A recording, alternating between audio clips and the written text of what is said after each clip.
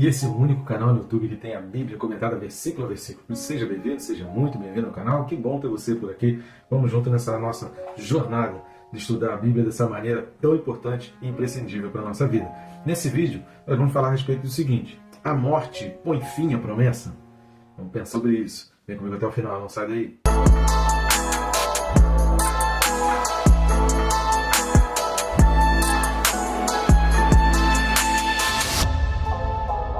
Convido você para essa jornada de aprendizado da Palavra de Deus e aproveitando aí, já que você está assistindo o vídeo, se você não está inscrito ainda, inscreva-se. É bem rápido e fácil, você vai clicar no botão inscrever-se que está aqui embaixo e pronto, já vai estar inscrito. Eu recomendo clicar no sininho por dois motivos.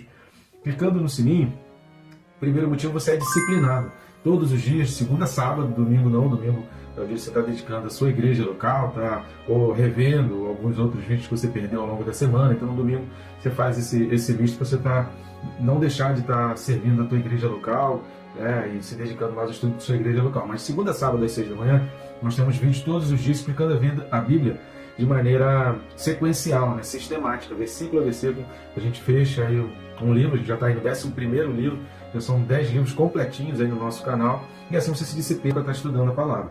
A gente deixa de sempre para depois a gente estuda, depois não chega nunca, e você tem que dedicar a sua primícia, os primeiros momentos do seu dia tem que estar dedicado a estudar a palavra. E um outro motivo também é que você fica por dentro de tudo que está acontecendo, e a gente tem colocado vídeos, não só explicando a palavra, nessa sequência de versículo a versículo, mas vídeos também para te inspirar, para te motivar.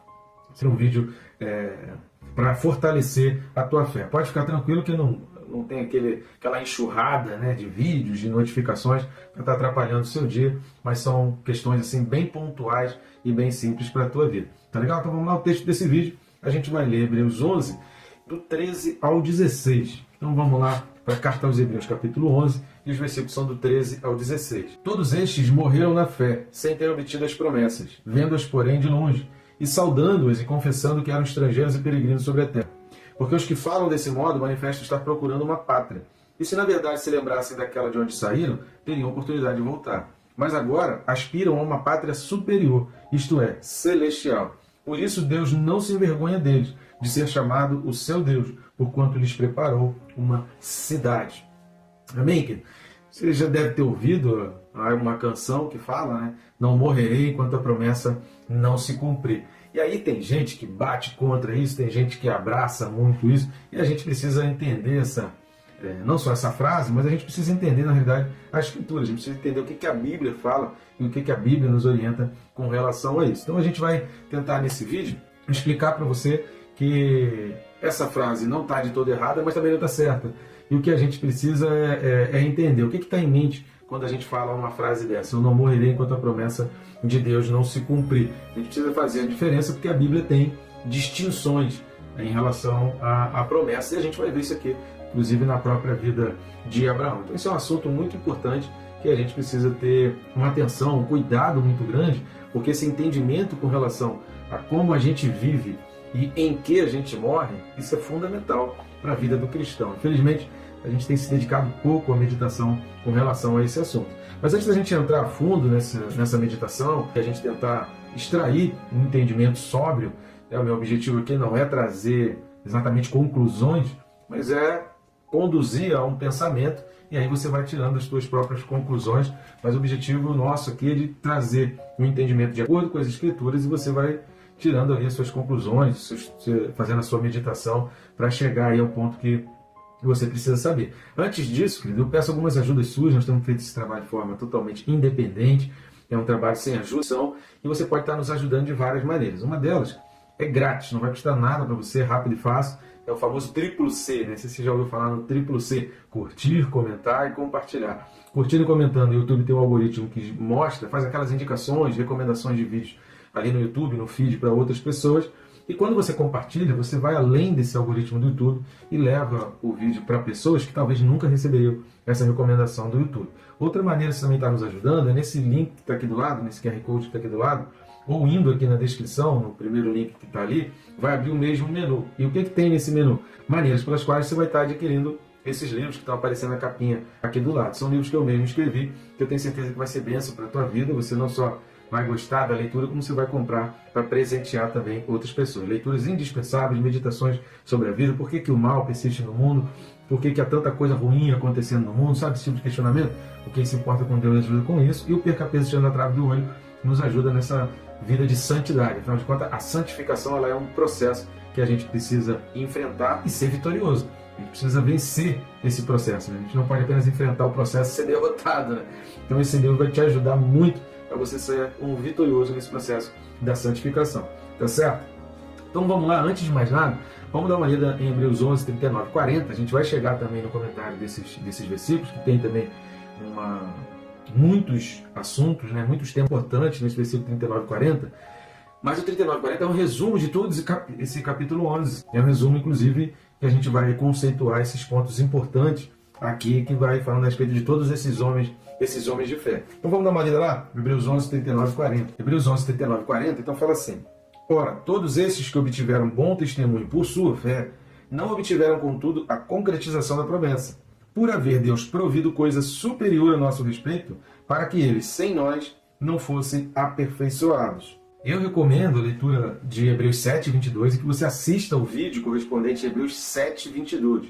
Assim que terminar esse vídeo, assista o vídeo correspondente a Hebreus 7, 22, que a gente fala sobre essa questão da superior aliança, da nova aliança em Cristo Jesus, que é superior à antiga aliança. Então essa noção de superior, o autor de Hebreus está trazendo novamente aqui um versículo 40 de Hebreus 11, indicando que a aliança com Jesus Cristo ela é superior. A gente já falou sobre a questão da ordem de Melquisedeque, que ela é transcendente, né? A ordem de Melquisedeque ela começou antes da ordem arônica e ela permanece depois da ordem arônica. Quando a gente fala depois da ordem arônica, é porque ano 70 depois de Cristo o templo foi destruído, e do ano 70 depois de Cristo até hoje não se tem mais o sacrifício arônico. Então todo aquele ministério arônico foi interrompido no ano 70 depois de Cristo e ainda não começou.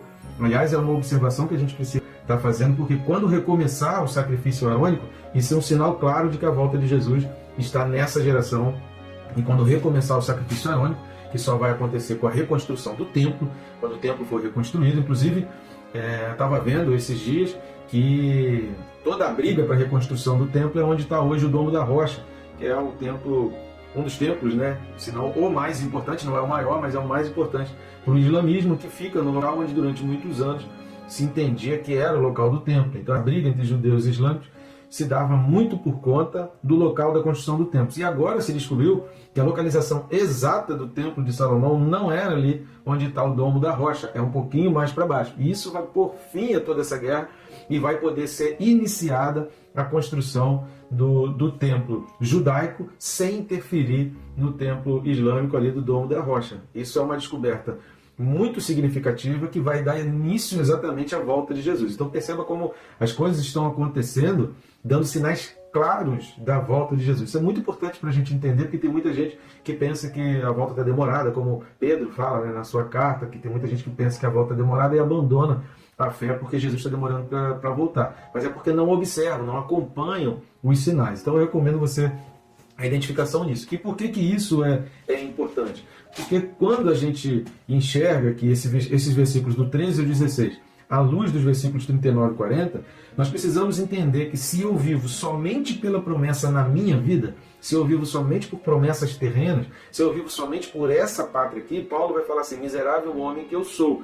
Eu não posso viver por uma promessa que está somente na minha vida, porque eu estou vivendo no engano. E aí eu não estou vivendo pela fé. Já falei no vídeo falando sobre essa questão de pela fé e na fé, mas eu preciso viver por uma promessa que é superior. Eu preciso viver pela nova aliança, eu preciso viver por uma nova terra. Lembra de Hebreus 11:1?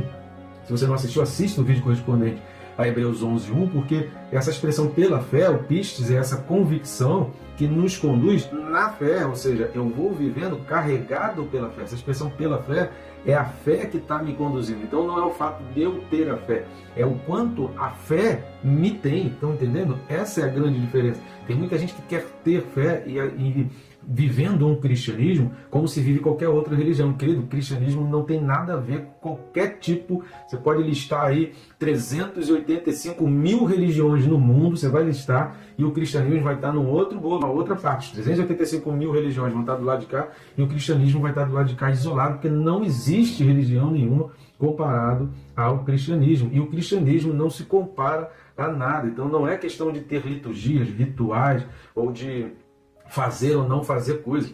Viver em Cristo, ser conduzido pela fé. Você já não é conduzido pelas suas vontades, pelas suas concupiscências, pelo que você faz por obras. É Jesus Cristo que te carrega. Você deitar ali no barquinho onde Jesus Cristo está, com a confiança de que com tempestade, ou sem tempestade, ou sem maremoto, Jesus está no barco da tua vida e é Ele que está conduzindo para a tua vida. Então o cristianismo não se compara.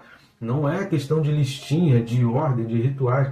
É você não agir, você não ter o domínio completo da tua vida e você ir entendendo o caminho que a fé em Cristo está te carregando. Então não é você que carrega uma fé, um amuleto, um símbolo, né, um lugar sagrado. Não.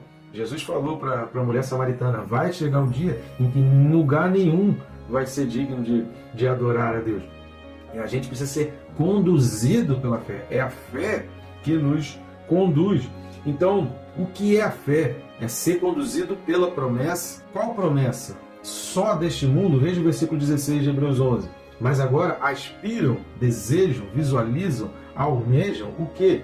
Uma pátria superior. Isto é, o autor faz questão de explicar ainda.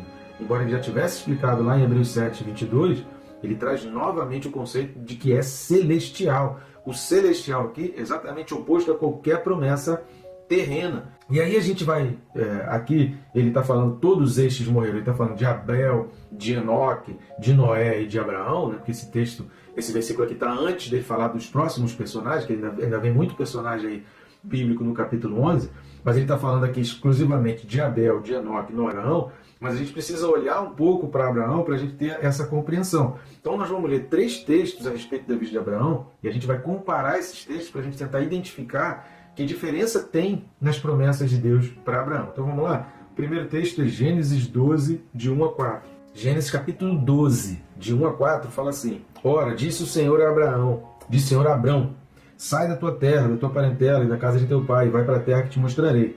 De ti farei uma grande nação, e te abençoarei, e te engrandecerei o nome. Se tu uma bênção, abençoarei os que te abençoarem, e amaldiçoarei os que te amaldiçoarem. Em ti serão benditas todas as famílias da terra.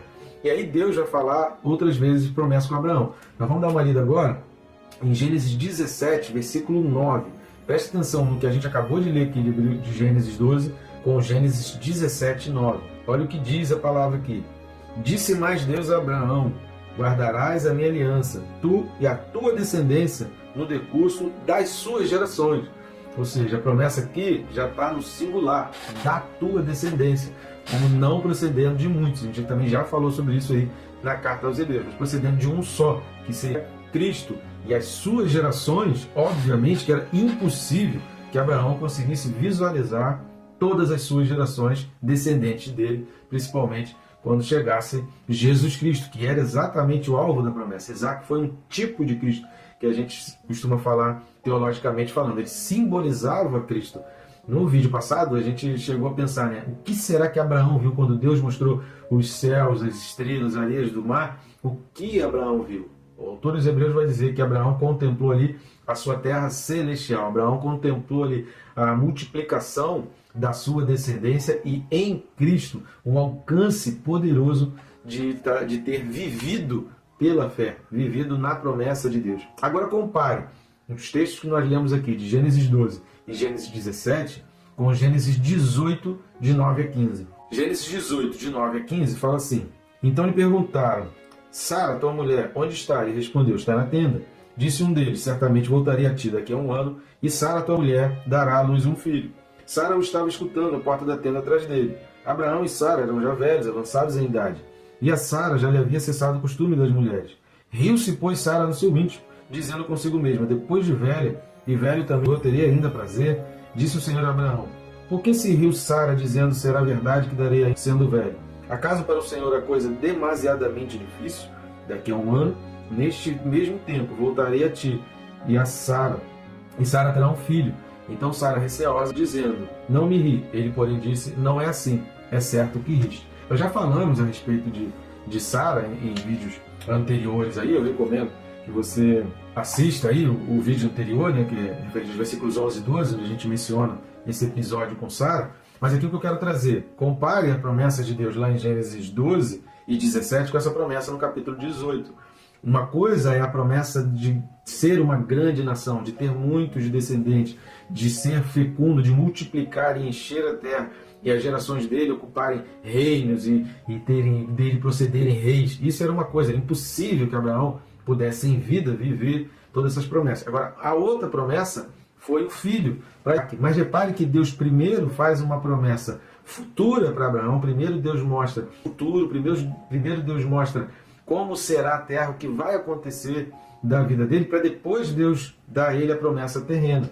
Por que Deus faz isso? Porque Isaac era uma promessa, mas ainda não era o cumprimento de tudo o que Deus queria fazer por intermédio de Abraão e Sara. A gente não pode esquecer que a promessa de Isaac era referente ao casal, tanto que Ismael também era filho de Abraão, mas Deus falou que não era filho da promessa, que a promessa seria não só de Abraão, mas de Abraão com Sara. Então nós não podemos limitar as promessas de Deus a nós. Por isso Deus primeiro faz a promessa futura para Abraão, né? Futura no sentido de depois de Abraão, de depois da morte de Abraão, mostrando para Abraão um futuro de milhares de anos depois de Abraão, e depois Deus faz uma promessa para o presente. Quando eu digo presente, porque naquele momento era futuro para Abraão, mas o presente que eu digo é limitando a vida de Abraão aqui na terra, que seria o nascimento de Isaac. E por quê? Porque se a gente se limita à nossa promessa aqui na terra, se a gente vive a vida somente pelas coisas de Deus aqui na terra, por bênçãos aqui na terra, quando as bênçãos não vêm, ou quando a gente sofre perseguição, o povo da carta aos Hebreus, os leitores da carta aos Hebreus, eles não estavam vivendo um momento favorável, eles não estavam vivendo um momento de vitória, eles estavam sendo perseguidos, eles estavam vendo bens que eles levaram 40 anos, 30 anos para conseguir, para conquistar, sendo tomados pelo governo e confiscados pelo governo. Então eles não estavam vivendo um momento favorável, um momento de muitas vitórias, um momento de ganhar. Eles estavam vivendo um momento de perda, eles estavam vivendo um momento de tribulação, eles estavam vivendo um momento de perseguição. Então se eu me limito à minha vista, se eu limito a minha fé somente às coisas daqui da terra, quando vem as perseguições, as lutas, as dificuldades, as situações adversas, tudo isso vai parecer que a promessa de Deus está sendo retirada de nós. E aí eu vou ficar, eu vou morrer e não vou ver a promessa. Ilusão nossa, porque a promessa que a gente está tendo em mente é a promessa terrena, quando a nossa principal promessa que tem que estar na nossa mente é a promessa celestial. Tudo que Deus concede para nós aqui, nós precisamos entender que é meio para alcançar a promessa. Se Deus está te dando dinheiro, é para que você invista na obra do Senhor e ganhe outras vidas, porque a gente já falou sobre isso aqui também. O nosso propósito aqui na Terra é ganhar vidas para Jesus, é levar pessoas para Jesus. Então, se Deus está me dando condições, eu preciso transformar essas condições em vidas. Preciso transformar essas condições em almas. Veja os versículos 16 e 17, lá de Hebreus 11. Mas agora aspiram a uma pátria superior, isto é, celestial. Por isso Deus não se envergonha deles, de ser chamado seu Deus, porquanto lhes preparou uma cidade. Ou seja, nós somos exatamente filhos de Deus se a minha contemplação, se a minha visão, se aquilo pelo qual eu busco é a cidade que Deus preparou, o fundamento de Deus, como nós falamos nos 3 últimos vídeos. São os fundamentos que Deus construiu para nós, a cidade santa, a cidade de Deus. Veja também Hebreus 12, 1 e 2. Vamos dar uma olhada para Hebreus 12, 1 e 2. Visto que temos a rodear-nos tão grande nuvem de testemunhas, desembaraçando-nos de todo o peso e do pecado que tenazmente nos assedia, corramos com perseverança a carreira que nos está proposta, olhando firmemente para o autor e consumador da fé, Jesus, o qual, em troca da alegria que lhe estava proposta, suportou a cruz, não fazendo caso da ignomínia, e está sentado à destra do trono de Deus. Sentado à destra do trono de Deus é a figura celestial. Ou seja, a gente precisa correr nessa vida com os olhos no celestial. A gente precisa viver nessa vida com os olhos no celestial. É com esse tipo de fé, com esse tipo de promessa abraçada no coração e não nas mãos, abraçada no coração pela fé, e aí a gente precisa entender que o que Hebreus 11 está falando, qual a tônica do capítulo 11 de Hebreus? É a fé, a gente não pode esquecer nisso. E o propósito do autor, principalmente quando ele inicia aqui o capítulo 12, que vai trazer essa explicação referente ao capítulo 11. A gente não se esqueça que a Bíblia originalmente não foi com essa divisão de capítulos e versículos. Então, na realidade, a gente poderia encerrar o capítulo 11 no que a gente hoje tem aí como Hebreus 12, 3. Então, Hebreus 12, de 1 a 3, seria o final desse capítulo 11, que está falando de fé. E o autor está ensinando para nós que se nós buscamos a promessa correta, o que pode nos separar da promessa? O grande problema quando se fala não morrerei sem ver a promessa me cumprir, a promessa de Deus se cumprir na minha vida, se referindo. Em que promessa a gente está vivendo? O grande perigo, essa frase está totalmente errada? Não. Existem promessas que são individuais? Existem. Existe promessa que é temporária, que está limitada à nossa vida aqui na Terra? Existe. Abraão tinha uma promessa que era Isaac, que seria o filho. E ele contemplou essa promessa do filho, ele contemplou. Mas o que o autor dos Hebreus está dizendo é que a gente não pode viver isso, tudo aquilo que limita a nossa vida aqui na Terra, não pode ser o que sustenta a nossa fé. O que sustenta e o que precisa sustentar a minha e a tua fé é a nossa casa celestial. Paulo vai responder essa pergunta: o que nos separará do amor de Deus? O que vai nos separar da promessa de Deus? Paulo responde, e vamos dar uma lida lá em Romanos 8, do 35 ao 39. Romanos 8, do 35 ao 39. Quem nos separará do amor de Cristo? Será tribulação, ou angústia, ou perseguição, ou fome, ou nudez, ou perigo, ou espada? Como está escrito, por amor de ti somos entregues à morte o dia todo. Fomos considerados como ovelhas para o matadouro. Em todas estas coisas, porém, somos mais que vencedores por meio daquele que nos amou. Porque eu estou bem certo de que nem a morte, nem a vida, nem os anjos, nem os principados, nem as coisas do presente, nem do porvir, nem os poderes, nem a altura, nem a profundidade, nem qualquer outra criatura poderá separar-nos do amor de Deus que está em Cristo Jesus, nosso Senhor. O senhorio de Jesus Cristo nos faz viver em um outro nível, sabe? Uma outra dimensão de vida. Nós precisamos de mais crentes que vivam como estes homens. Por fim, vamos dar uma lida lá em Hebreus 11, 13, a gente vai terminar com o começo. A expressão em Hebreus 11, 13 diz: todos estes morreram na fé. Repare que todo o capítulo 11, e vai continuar dizendo, o versículo 17 vai falar novamente a expressão pela fé. Homens que viveram pela fé. Só que esses homens não apenas viveram pela fé, mas eles morreram na fé. Entenda uma coisa, eles viveram pela fé e morreram na fé. A fé correta te fortalece sempre. Por isso que é importante você estar estudando as Escrituras, por isso que é importante você entender os textos bíblicos, por isso que é importante você conseguir te extrair determinados conceitos da palavra de Deus. Porque uma fé baseada em um alicerce errado, ela vai te conduzir numa vida completamente errada de engano, e você não vai conseguir compreender, que seja nas vitórias ou nas derrotas, que seja nos ganhos ou nas perdas, que seja na vida mansa ou na tribulação, que seja na paz ou na guerra, que seja no momento de exaltação e de conquistas, seja no momento de perdas, de humilhação e de aparentes derrotas, nem no alto nem no baixo, como Paulo fala lá em Romanos capítulo 8, as promessas de Deus deixarão de cumprir na tua vida. Por quê?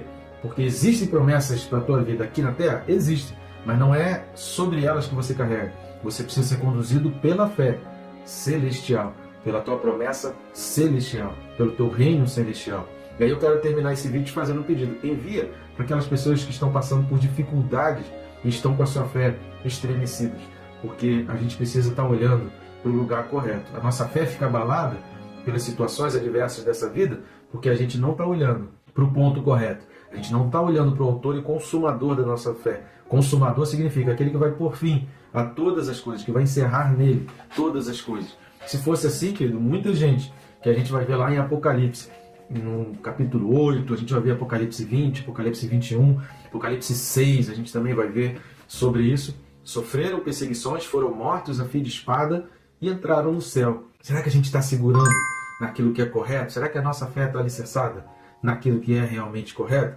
Se você olhar aí, querido, a gente vem fazendo já há mais de 3 anos esses vídeos diários. Em muitos momentos desse da minha vida, querido, eu estava passando por muita dificuldade, muita tribulação. Hoje não significa que eu vivo uma tranquilo. Deus tem suprido todas as coisas. Mas a fé que nos faz carregar e permanecer firmes no propósito para o qual Deus nos chamou, não são as coisas aqui na Terra, nem as situações e circunstâncias que nos ocorrem aqui na Terra. É olhar firmemente. Por isso o autor fala firmemente em Hebreus 12. Não balanceie, não sacuda, mas os teus olhos estejam firmes em Jesus Cristo, autor e consumador da tua fé. E Deus te abençoe, rica e abundantemente.